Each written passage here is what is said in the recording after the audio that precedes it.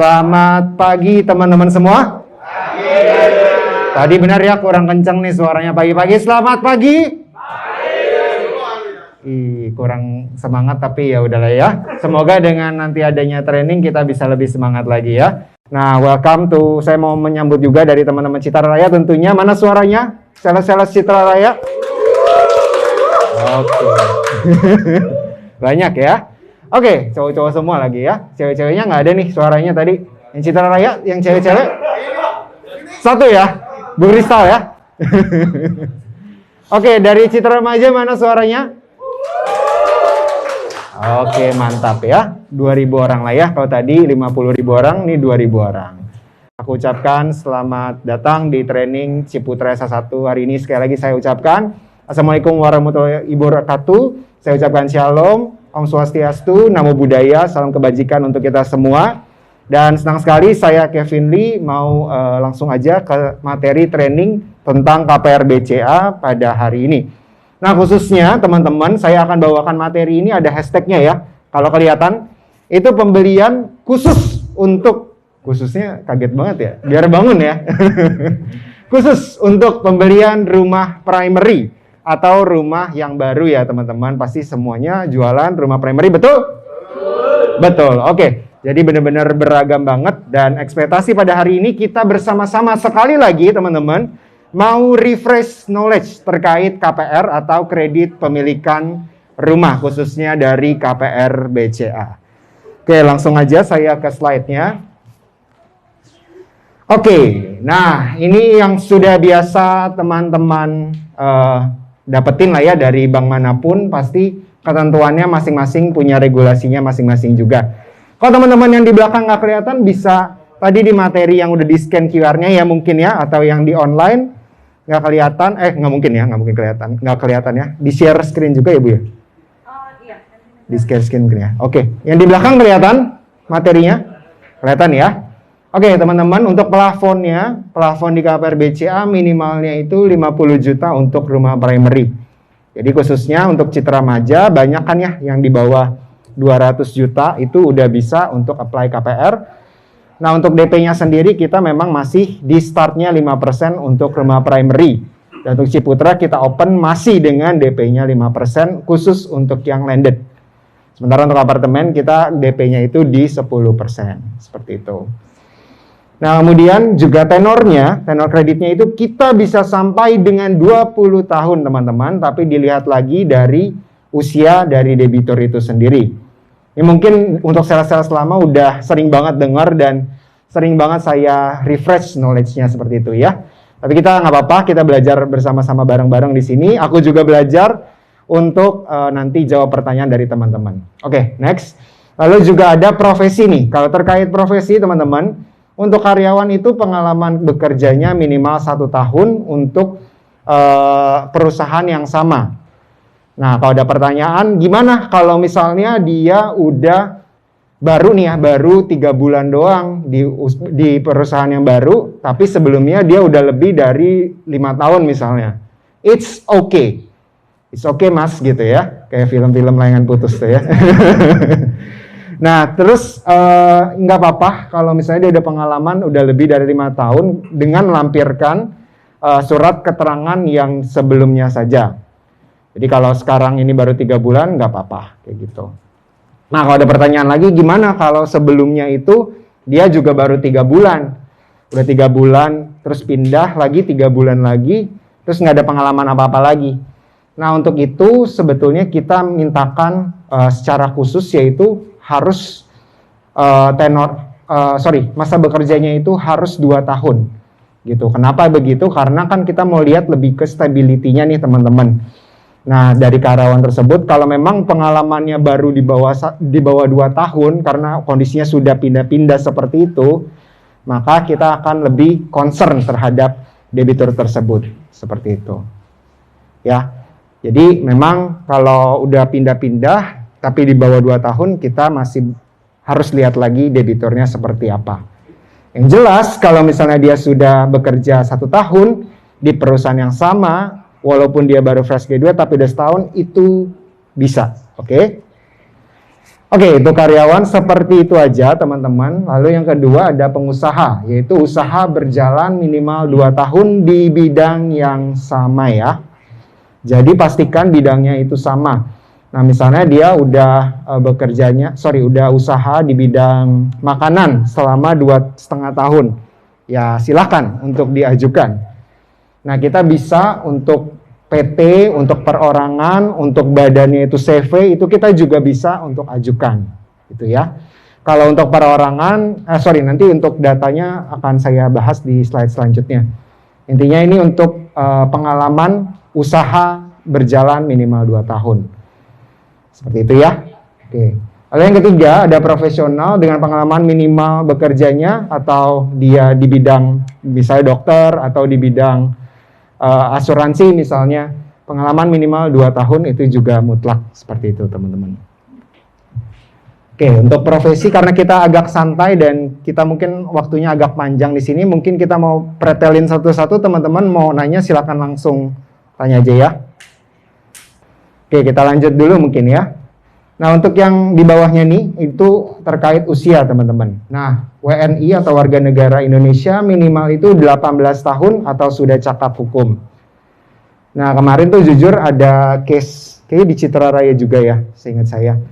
Nah, itu dia mau beliin buat anaknya, tapi anaknya itu baru 17 tahun. Itu case siapa ya? Ada ya, di Citra Raya kalau nggak salah. Bener ya, KW ya? Nah, itu memang kita belum bisa, Bapak Ibu. Karena dia kondisinya itu belum cakap hukum menurut aturan seperti itu. Karena usia cakap hukum itu 18 tahun atau dia sudah menikah kondisinya. Jadi orang tua mau beliin anak itu sebenarnya kita bisa. Jadi orang tuanya yang KPR, kredit, nah untuk SPR-nya itu atas nama anak itu nggak apa-apa sebetulnya. Cuma dilihat lagi anaknya itu sudah harus cakap hukum, usianya 18 tahun minimal ya. Seperti itu. Lalu warga negara Indonesia maksimal 55 tahun untuk karyawan. Jadi kalau sekarang usianya udah 50 tahun, berarti sisanya berapa teman-teman? Ya benar Mas Warso, 5 tahun ya. 5 tahun aja. Jadi kalau dia usianya udah agak matang, memang harus dilihat lagi gitu. Karena batas maksimal usianya itu untuk karyawan adalah 55 tahun aja. Nah, gimana kalau misalnya kayak PNS gitu ya, suka ada penyimpangan gitu ya. Bisa kok sampai 60 tahun. It's okay juga, teman-teman. Kita bisa ajukan dengan adanya syarat, yaitu surat keterangan kerjanya. Menandakan bahwa dia pensiunnya, usia pensiun sampai dengan usia 60. Nah, ada juga kemarin tuh case, kalau nggak salah ada yang sampai 65 tahun. Nah, kalau untuk 65 tahun, kita benar-benar case by case banget, kita harus ajukan terlebih dahulu ke analis. Karena memang usianya mentoknya banget tuh di 60 teman-teman. Kayak gitu. Kalau 65 ya bisa, tapi kita coba usahakan dulu gitu. Karena memang 60 tuh udah limit banget gitu. Oke, nah untuk selanjutnya, untuk usia wira swasta atau profesional itu maksimal di 65 tahun. Sama seperti tadi, kalau mau penyimpangan pun ya kita juga sesuai ketentuan umum, ini 65 tahun. Kalau misalnya memang dia mepet banget gitu, maunya 5 tahun, misalnya usia dia sekarang 62 gitu. Mau 5 tahun aja nih gitu. Usianya 67. Nah, kita harus ajukan dulu case by case gitu. Jadi sebetulnya kita dari sisi BCA, KPR BCA akan sangat membantu, akan sangat ingin helpful buat teman-teman sales supaya bisa tetap goal nih KPR-nya, supaya bisa tetap goal jualannya kayak gitu. Nah, akan tetapi kan memang ada batasan-batasan yang sesuai ketentuan umum harus kita ikuti teman-teman. So, jangan nyerah dulu kalau ada itu, boleh dikondisikan, ditanyakan dulu kepada kami. Nanti akan kami tanyakan lagi kepada analis kondisinya seperti apa. Karena per debitur itu jujurly ya teman-teman, ini jujurly. Ya. Itu memang per debitur beda-beda case-nya dan kita bisa ajukannya juga itu secara khusus beda-beda per debiturnya. Seperti itu. Tapi kalau secara mutlak ya yang ada di layar inilah kondisinya. Itu ya. Oke, untuk slide ini ada pertanyaan, teman-teman?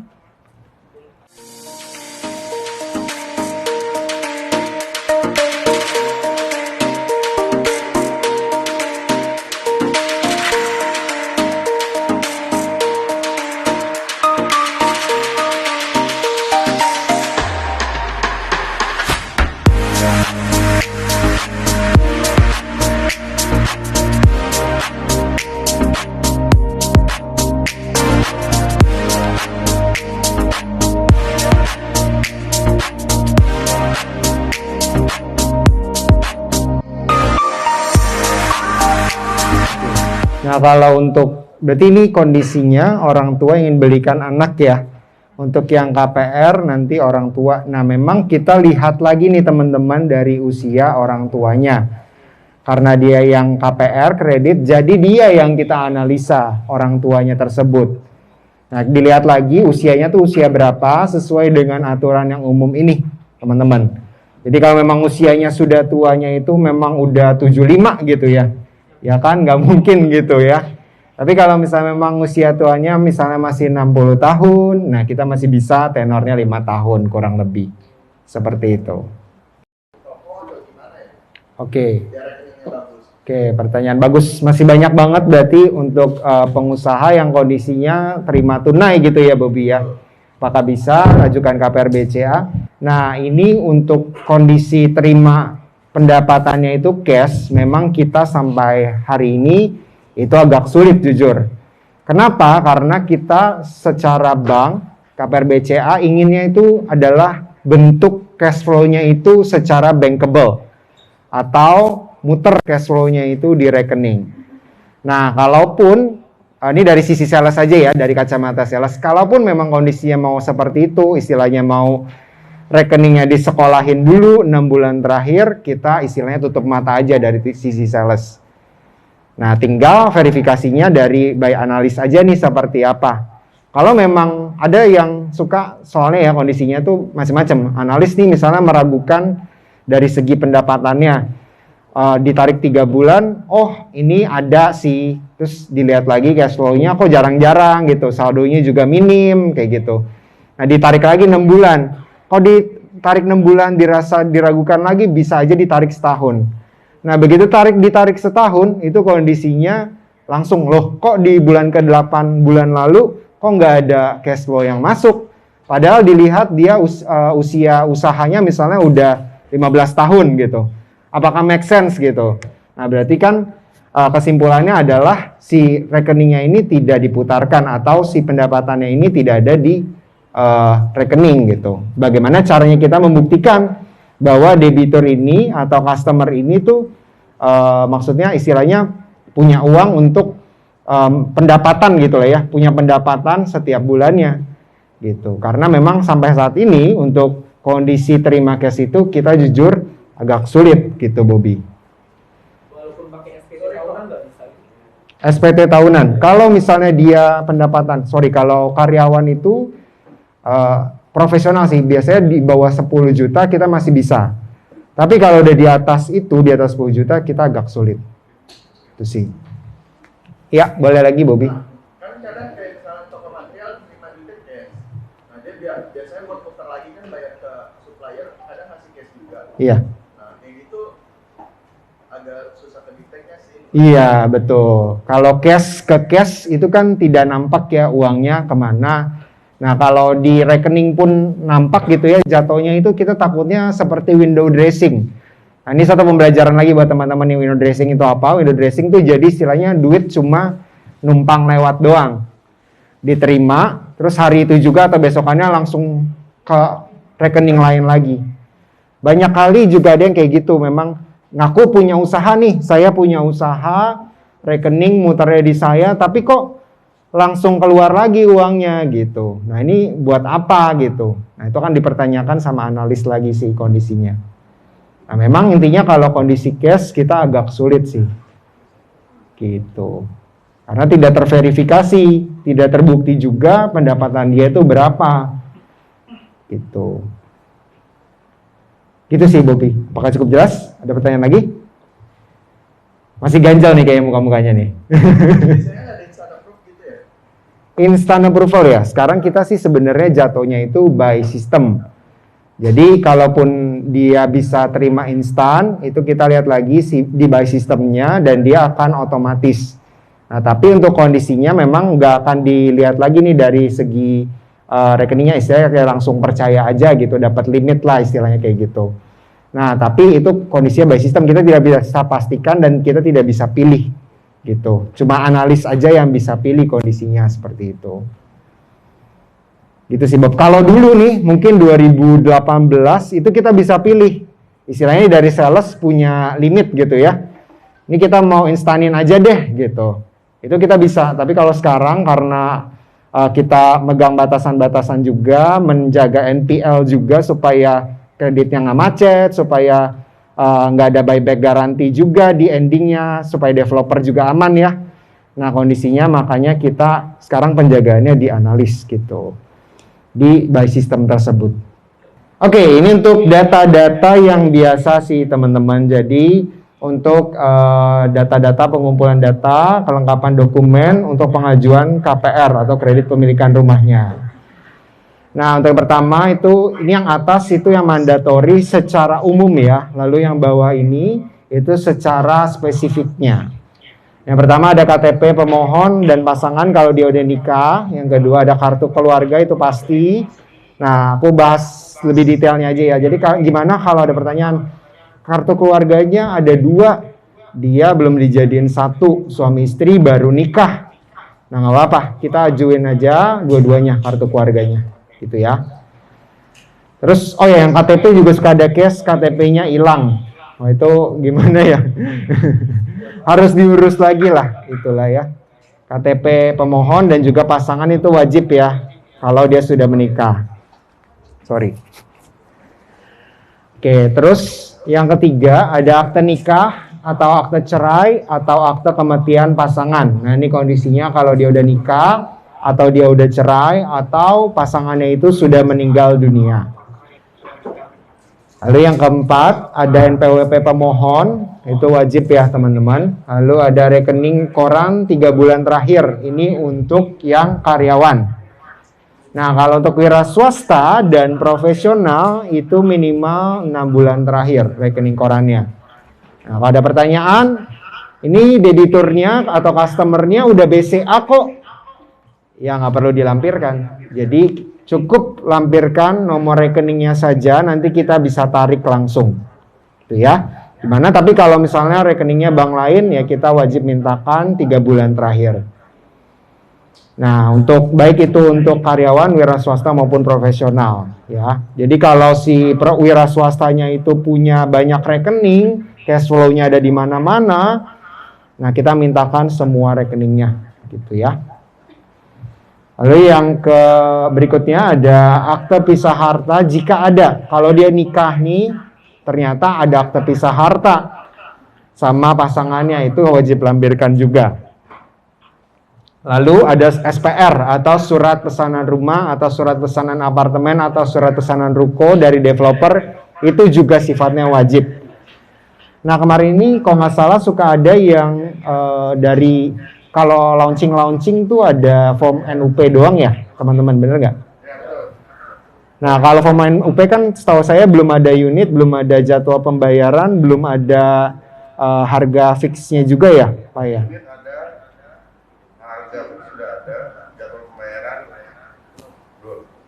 Oh belum ada. Nah kalau form NUP itu memang kita masih nunggu SPR-nya aja sih. Kurang lebih berapa lama ya, Pak Hermawan?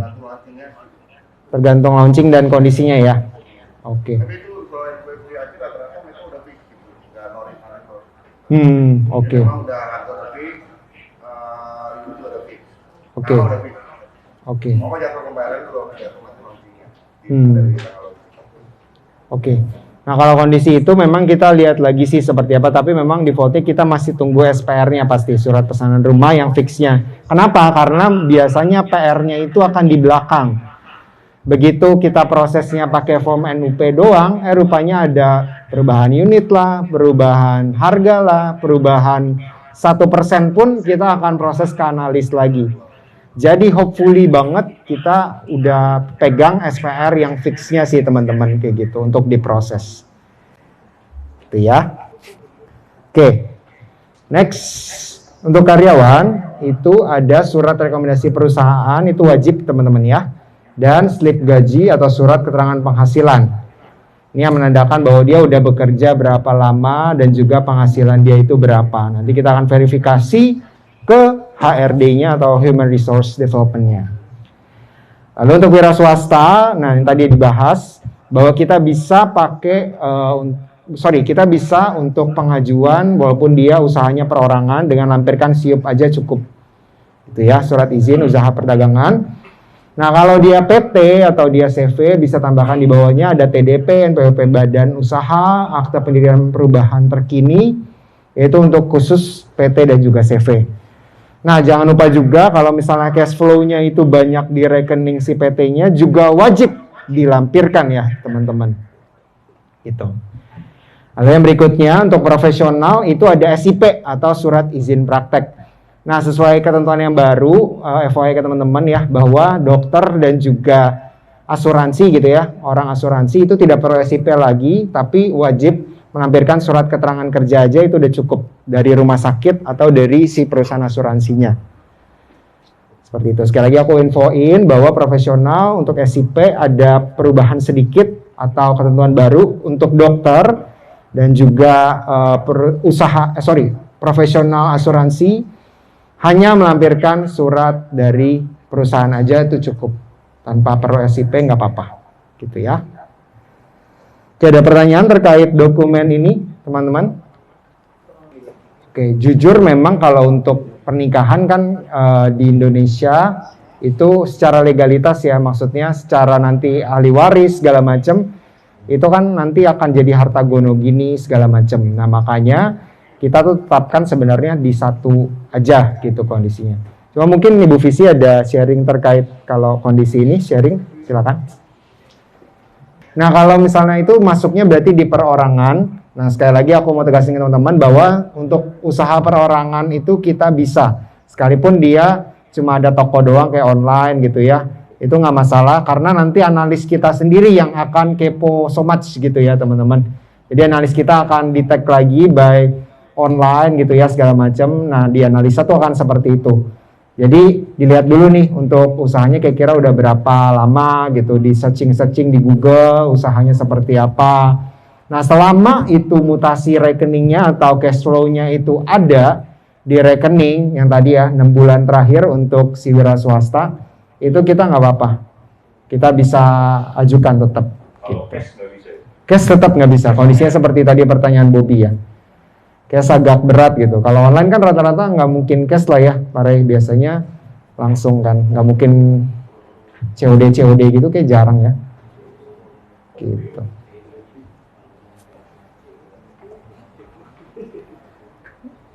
Itu sih teman-teman. Ada lagi pertanyaan mungkin? Yuk nggak apa-apa, jangan malu-malu nih teman-teman, yang baru, yang lama, yang tengah-tengah juga. Kalau mau tanya monggo, mumpung kita ada training. Kita bisa sharing case bareng, aku juga belajar sekali lagi, di-refresh lagi sama pertanyaan teman-teman Ciputra sekalian, gitu ya. Kita pun di operasional kan butuh istilahnya untuk cetak kertas segala macam, itu kita perlukan juga, memang administrasi itu pasti juga ada. Di semua bank juga betul, apakah ada? Betul ya? Oke. Nah, kalau provisi tadi 1% dari plafon, jadi misalnya dia beli Citra Maja misalnya 200 juta, terus dia DP 10%, berarti 190 juta plafonnya ya, DP-nya 10 juta. Nah, 190 juta berarti 1% dari si 190 juta merupakan menjadi biaya provisi. Nah, dengan kondisi 190 juta tersebut, berarti biaya administrasinya berapa teman-teman yang Citra Maja? 500.000 ya, kenapa? Karena plafonnya itu di bawah 1M. Nah, kalau dia beli misalnya The Fountain Citra Raya gitu ya, di atas 3M ada ya? Benar ya? Ada. Nah, The Fountain. Nah, jadi berapa? 1 juta ya biaya administrasinya, pintar sekali. Boleh? Bu Keza dikasih coklat lagi? Mas Arsa? Iya, biar seger, biar bangun ya. Aktif benar tadi ya. Anaknya aktif ya, Bun?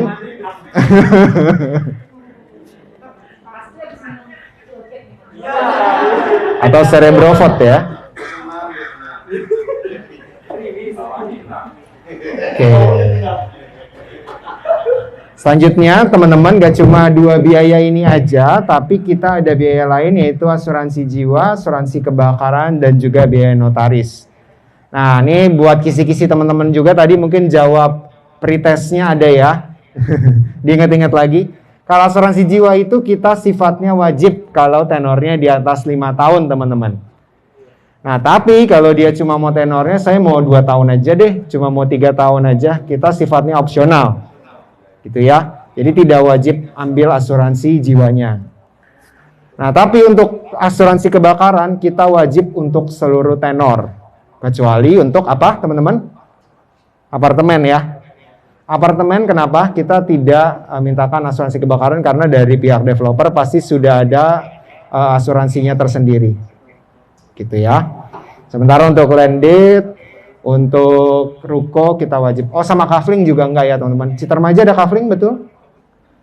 Ada jualan juga ya? Citra Raya juga ada ya? Oke. Oke, teman-teman di online mungkin ada pertanyaan? Ada ya? Boleh, silakan. Bagaimana dengan dari Siti Aisyah? Bagaimana dengan konsumen yang usahanya kebun sawit atau karet? Apakah bisa mengajukan KPR dan syaratnya harus seperti apa? Oke. Ini usaha kebun sawit dan juga kebun karet. Nah, untuk kondisinya seperti yang saya tadi sudah infokan ya, Bapak Ibu, sorry. Nah, ini data-datanya nih, Bu Siti Aisyah. Ini ada di slide ya. Jadi untuk pengajuannya seperti biasa, karena dia berbadan wira swasta, itu dia lampirkan yang bawah tuh. SIUP, TDP, NPWP, badan usaha, akte pendirian perubahan terkini, dan juga rekening perusahaannya. Gitu. Nah, tapi kalau dia perorangan ya rekening aja sama SIUP cukup seperti itu. Nah, kalau bisa nggak bisanya ya kembali lagi dianalisa ya Bu ya. Karena setiap usaha kan walaupun besar mau dia kecil, nah kita lihat lagi dari stability dan juga dari kualitas si perusahaan dia tersebut. Oke, it's a good question ya, karena ini mungkin jarang ditemuin sama teman-teman sales karena ini kegiatannya pas udah di legalitas ya. Begitu udah approve, biasanya di follow up sama teman-teman dari legalnya kita atau dari pengikatan kreditnya kita. Nah, memang yang pertama, asuransi jiwa, asuransi kebakaran, itu kita ada beberapa maskapai yang kerjasama atau MOU dengan KPR BCA.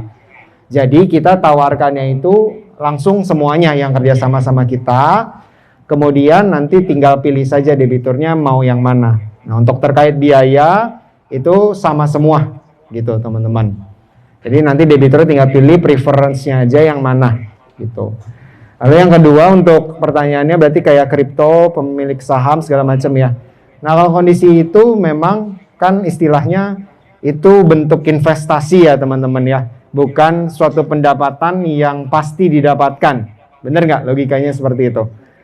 Nah, namanya investasi berarti kan seperti tabungan ya. Jadi ya kalau misalnya dia main itu doang, kita gimana cara bisa taunya dia bisa pasti dapat every month seperti itu. Itu pasti akan jatuhnya lebih ke kecenderungan akan nggak pasti gitu setiap bulan kondisinya. Nah, beda mungkin seperti mungkin yang nggak pasti juga kerjaan tuh apa ya? Misalnya seperti apa? Ya kayak artis gitu ya. Kayak artis gitu kan juga biasanya by honor atau dia by kontrak juga ya, kontrak kerjanya. Nah, memang untuk kondisi yang pemain kripto atau pemain saham itu kita saat ini masih kita tanyakan lagi apakah ada pekerjaan lainnya atau usaha sampingan itu yang akan dicari atau akan dianalisa lebih lanjut. Bukan kriptonya, bukan si sahamnya, karena itu bentuknya sekali lagi adalah investasi. Jadi bukan penghasilan tetap, nggak stabil gitu ya. Jadi kita lebih tanya lagi ada nggak penghasilan lainnya. Ke pasangan mungkin juga ada penghasilan lain, kita lebih tanyakannya ke sana. Oke, lolosnya ini KPR berarti ya harusnya ya. Nah, kalau untuk trader sih harusnya ada pekerjaan sampingan lagi atau ada usaha sampingan lagi ya. Nah, kalau kondisinya sendiri secara umum memang kalau cicilannya 4 juta, gajinya 6 juta, berarti kan sisanya 2 juta tuh ya. Dia makan apa gitu ya. Iya, utang di warung gitu ya. Nah, enggak, maksud aku jadi lebih ke dilihat lagi itu kondisi sampingannya tuh apa. Nah, gaji pokoknya itu berarti 5-6 juta diterima rutin, apakah ada bonus lagi? Nah, itu kita harus tinjau lagi kan ya. Apakah ada bonus tahunan lagi ataukah si kontraktor usaha sampingan kontraktornya ini apakah benar-benar per bulan itu ada atau enggak? Nah, kita lihat lagi. Nah, nanti yang gaji pokok 5 atau 6 juta ini akan menjadi hitungan tetapnya. Kemudian yang usaha sampingan ini kontraktor ini akan di adjustment. gitu. Jadi adjustmentnya gimana? Biasanya akan dibagi rata. Jadi penghasilan per bulannya berapa, nanti dibagi rata-rata, ada adjustment dari analis by percentage juga gitu. Karena usahanya sifatnya sampingan dan juga nggak stabil gitu ya. Jadi nanti ada adjustment dari analis biasanya seperti itu. Nah kalau ditanya bisa atau enggak, kembali lagi by analisa gitu. Atau enggak terbalik, misalnya dia bekerja, tapi dia ada bengkel warisan keluarga. Oke. Bengkelnya misalnya sudah running 20 tahun gitu. Oke, bengkelnya perorangan ya? Surat keterangan kerja disertakan siup bisa. Jadi double gitu buat bahan pertimbangan. Oke. Nah itu kembali lagi kita lihat dari rekeningnya sih. Ya rekeningnya kita mintakan yang tadi saya bilang, kalau misalnya analis rasa 3 bulan udah ada nih atau 6 bulan ada ya cukup. Tapi kalau dirasa kayaknya enggak deh, nggak make sense, atau dia rasa baru banget nih kayaknya debiturnya memulai usahanya, kan mungkin gitu juga ya. Nah bisa juga ditarik setahun. Jadi tergantung tingkat keponya si analisnya juga sih gitu. Berarti oke-oke juga dong kalau dapat analis yang teliti banget. Bisa jadi gitu. Karena kan namanya kita pekerjaan human yang ngelakuin kan nggak kayak robot gitu ya, pasti saklek blok itu enggak. Tapi itu adalah seni juga sebenarnya di analis itu. Bisa diterima atau enggak tergantung kita lagi nih, bisa perjuangkan lagi nggak dari segi salesnya, dan juga analis mau lagi nggak gali-gali data keuangan si debiturnya gitu. Jadi makanya tadi saya bilang kalau misalnya ada yang kayaknya udah nggak mungkin nih, kayaknya udah nggak bisa, nggak apa-apa dikonsultasikan dulu sama PIC sales masing-masing atau direct sales ya. Kalau di Citra Raya ada Andi sama Abdul, di Citra Remaja ada Wawa sama Rizky ya. Nanti dikondisikan aja, PIC-nya Devi kalau untuk Citra Remaja gitu. Di Sentul juga ada Devi, di Malang ada PIC Malang sama Leman, dan di Kalimantan ada Devi juga PIC-nya gitu ya. Kita lanjut ke suku bunga teman-teman. Jadi untuk suku bunga sendiri dari KPR BCA kita masih jual yang tahun lalu. Yang tahun lalu jadi startnya itu di 4,5%. Nah untuk fix 3-nya, lalu untuk fix 5-nya di 5,75, fix and cap-nya itu 4,75 dan 6,75. Nah kalau ada pertanyaan, si bunga Ciputra yang HUT apakah masih berlaku? Itu untuk prosesnya kita masih berlaku ya teman-teman. Jadi suku bunganya yang 4,4 kalau teman-teman ingat, 4,4%, ada subsidi provisi dan juga admin, itu masih bisa kita proses dari bank. Tapi kalau untuk penjualan kan kalau nggak salah tahun lalu ya, Mari ya. Tapi kalau dari segi KPR masih kita bisa proses. Untuk realisasinya itu masih sampai bulan Februari. Ya. Jadi masih bisa lanjut tuh kalau misalnya mau akad tahun ini bisa, bulan ini bisa, atau ikut suku bunga HUT nanti juga nggak apa-apa. Oke, next selanjutnya. Ini masih bunga teman-teman, ini secara cepat aja, bunga fix 3-nya kita. Oke, ya FYI ke teman-teman aja bisa dibaca sendiri di layar ya.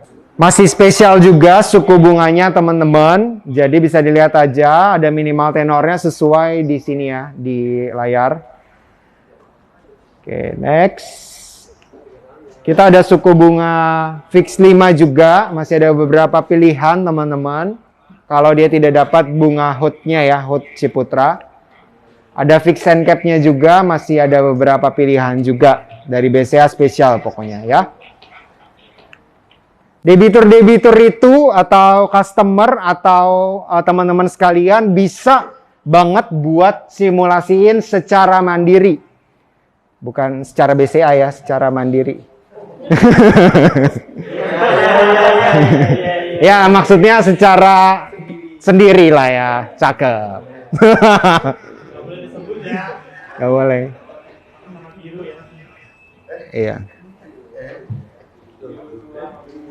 Nah, jadi contohnya nih ada teman-teman mungkin boleh cek di websitenya, boleh diambil HP-nya masing-masing, rumahsaya.bca.co.id. Nah, di situ kita bisa langsung simulasiin aja nih harga propertinya berapa. Kelihatan nggak sih? Kelihatan lah ya. DP-nya berapa persen. jangka waktunya berapa, dengan suku bunganya sesuai dengan yang ada di sini. Nah, cuma memang ini belum update dari pusatnya sih, teman-teman. Jadi masih pakai suku bunga yang reguler. Nah, bisa di-download juga kondisinya, atau dilihat simulasi lainnya. Nah, kalau ini memang secara websitenya sendiri itu defaultnya by BCA secara gelondongan ya, pusat. Maksudnya dari pusat, jadi memang secara general banget untuk penjelasan dari simulasinya sendiri, nggak terlalu spesifik. Nah, di sini teman-teman bisa pakai simulasi untuk pembelian atau simulasi by kemampuan cicilannya, atau simulasi multiguna itu refinancing di luar pembelian rumah baru ya. Atau simulasi mau renovasi juga bisa di sini. Dan terakhir bisa bandingkan bunga juga. Ini bandingkan bunga maksudnya bukan dengan bunga bank lain ya, tapi dengan bunga KPR BCA juga, teman-teman. Nah, juga ada kesimpulan offeringnya itu bunga terbaiknya yang mana. Lalu ada suku bunga fix and cap dan suku bunga fixnya. Ini aku secara general aja kasih tahu ke teman-teman bahwa BCA udah keren banget nih.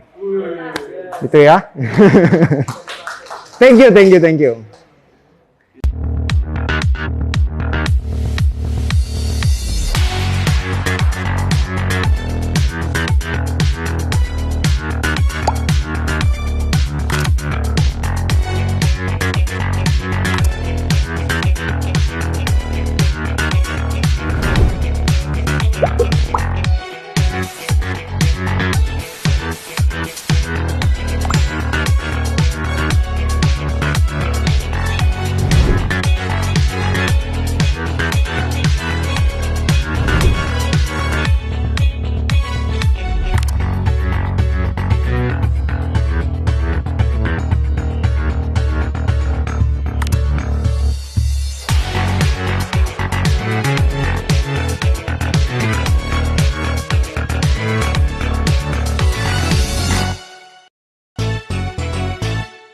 Oke, ini untuk gambaran yang tadi aku jelasin, rumah sayanya kurang lebih kayak gitu aja, teman-teman.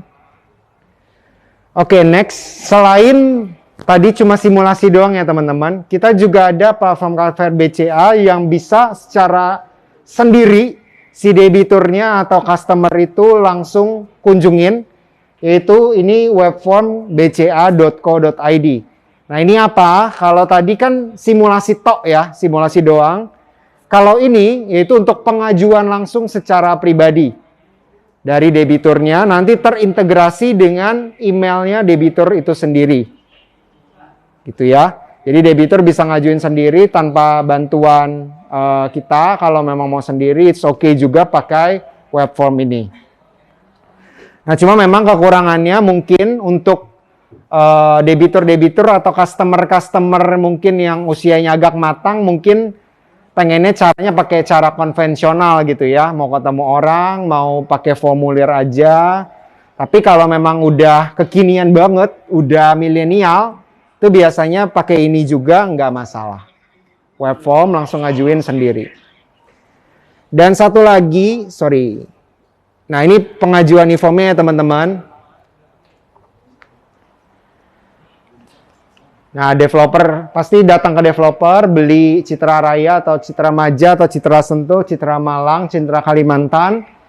Lalu dapat surat pesanan, lalu debiturnya melengkapi dokumen dan melalui aplikasi rumah saya tadi submit melalui e-form. Melalui e-form, lalu di rumah saya bca.co.id bisa lakukan yang tadi saya bilang, simulasi dan juga perbandingan pilihan suku bunganya. Lalu bisa konsultasi juga di rumah saya itu secara live sama orang KPR-nya. Lalu bisa submit dokumen juga secara online by e-form yang tadi saya infokan. Secara sendiri ya debiturnya. Dan juga ini yang kerennya juga teman-teman, itu bisa lakukan tracking status pengajuan KPR tuh udah sampai mana ya saya. Kalau dulu kan masih nanya manual ya, telepon. Tapi kita bisa tracking langsung di rumah saya ini. akan dianalisa data-datanya debitur tersebut dan diinterview sama analisnya. Yang tadi saya informasikan, pas lagi proses, analis akan tanya-tanya nih ke debiturnya, ke HRD-nya, terkait si data pekerjaannya. Apakah benar dia kerja di sana, apakah benar gajinya sekian, seperti itu. Lalu ada persetujuan kredit nih teman-teman. Approval by SMS, terima SPPK by email, dan melengkapi syarat akad kredit. Ini flow-nya sih ya, gambaran untuk pengajuan KPR sendiri. Nah, yang keren lagi nih teman-teman, aku baru dapat info banget dari tim digital bahwa approval nanti nih nggak by SMS lagi, tapi nanti by WA, terintegrasinya sama WhatsApp. Gitu, jadi lebih gampang karena SMS kayaknya jarang buka ya. Siapa di sini yang masih SMS-an, guys? Sama pacarnya? Nggak ada lah ya. Gitu, pasti SMS udah jarang banget gitu ya. Nah, sama terakhir akad kredit itu nanti dana cair dan dapatkan rumah impian ada di KPR BCA. Ini kita udah hampir habis teman-teman, so tetap fokus ya karena kita akan selesai sedikit lagi. Nah, ini My Partner Sales BCA. Nah, ini istilahnya apa ya, mother platformnya kali ya teman-teman, yang aku mau sekali lagi tekenin ke teman-teman sales Ciputra SA1 khususnya. Kenapa? Karena My Partner ini akan jadi platform besar di BCA jujur gitu ya teman-teman. Dan mungkin juga sebelumnya aku udah ajuin sama Pak Ray dan juga Pak Joni untuk pembukaan My Partner buat teman-teman di Citra Raya ya. Kalau Sentul sama Maja mungkin juga sudah dibantu sama Ibu Devi ya terkait pembukaan ini. Oke, paling itu aja sih. Kalau ada apa-apa mungkin bisa hubungi saya, sales Citra Raya, sales KPR untuk developer Citra Raya. Dan juga mungkin bisa hubungi PSI masing-masing, udah kenal tadi Devi ataupun Leman dari yang Malang tadi.